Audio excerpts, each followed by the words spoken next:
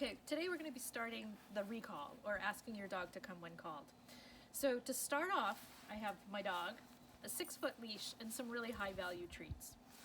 What we're going to do is we're going to let the dog wander around at the end of the leash, and when they're not really paying attention to us, we're going to call them, run backwards, bring them into us, and feed them a high value treat right at your legs, right where their nose falls. So for Maya, I'm going to be feeding right here at my knees. If you have a shorter dog, you could drop it between your feet.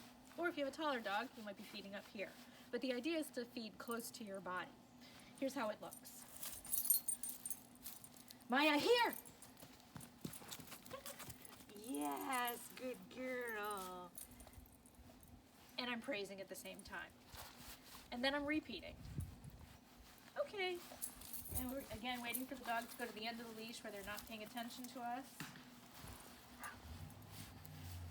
Maya, here! Yes, good girl. And then off you go, repeating.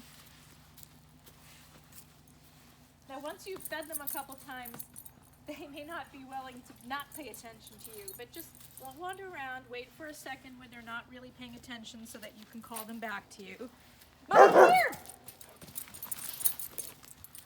Good girl. Okay.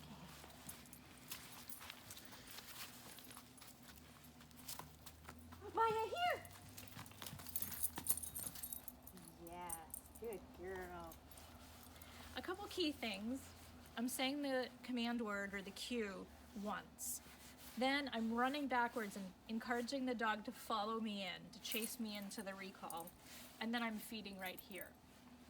The reason I'm doing it short leash is that it allows me to control the situation so that I can guide the dog to the response that I really want. And then I can reward them for doing it. As your dog gets better and better at it, you can use a longer and longer line or do it in more distraction situations. The other important piece is that I'm always feeding high value treat close to my body. This does two things. It encourages them to come in with a lot of energy because I really want them to come in with energy and enthusiasm, but I don't necessarily want them to jump on me. So I'm feeding them to keep them down from jumping. The other reason is that I want to encourage them to come really close to me all the way in to avoid a drive-by where the dog comes up to me a little bit and then bolts off another way. I really want them to come in so that I can hold the collar, put a leash on, do all of that stuff. Again, as your dog gets better and better, you'll go longer and longer lines. But what we're really looking for here is that when you say your recall word, that your dog, wherever they're doing at the end of the leash, sniffing, looking at something else, that they snap right around and come right into you with a lot of energy. That's really the heart of the recall, is how quickly your dog responds to that word and then comes into you. Once you have a very vigorous response, then you know that you can go longer and longer lines and that you can go do that in distracting situations. If your dog is not responding at this distance, you're not ready to go on. Let's try it again. Maya, here. Yes, good girl. I'm also doing this in lots of different places. You can do this in the house, which is perfect for bad weather or other reasons you might not be able to go out. I can do it in my house, I can do it in my yard, I can even do it on walks because I'm short and controlled.